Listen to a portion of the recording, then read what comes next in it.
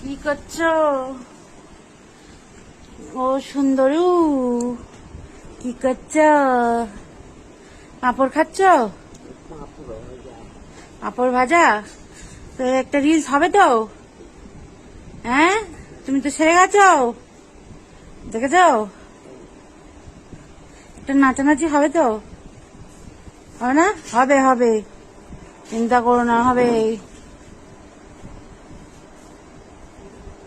না।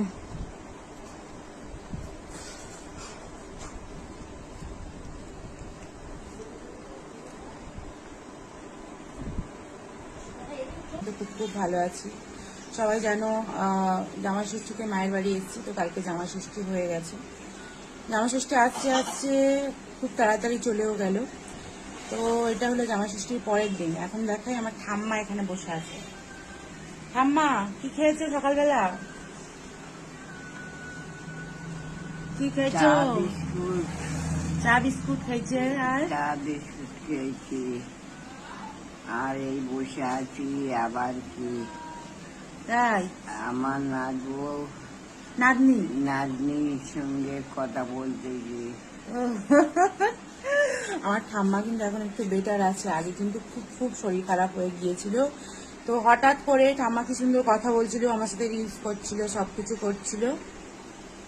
তো সকালবেলা চা বিস্কুট খাওয়া যায়, তাই তো? চা বিস্কুট খাওয়া হয়ে গেছে আর এখানে বসে আছে। হঠাৎ করে জানো তোমরা, শরীর খারাপ।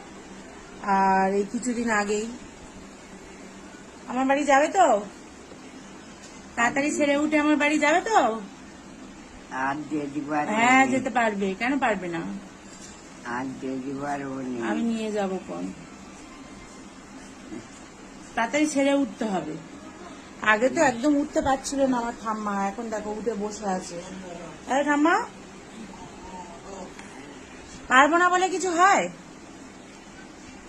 না, তাহলে তোমার নিয়ে যাবো, তুমি যাবে? যাবো। যাবে। আগের বছর এবছরেই ঠিক হয়ে যাবে, কোনো সমস্যা নেই, আস্তে আস্তে ঠিক হয়ে যাবে। এই যে আমার ভাইপো এসছে, পিসি ভিডিও বানাচ্ছে, দেখছে। আর এই যে সকাল সকাল স্নান টান হয়ে গেছে, তোমাদের দাদাভাই এখনো পর্যন্ত ওঠেনি। ও এখন একটুখানি ফোন টোন দেখছে, গেম টেম খেলছে। তারপরে তো বোন চলে গেল, আর মা ওদিকে রান্নার দিকে আছে, কিন্তু মায়ের দিকে এখন যেতে পারবো না। মা এখন রান্না করুক, আমি এখন এদিকে আছি।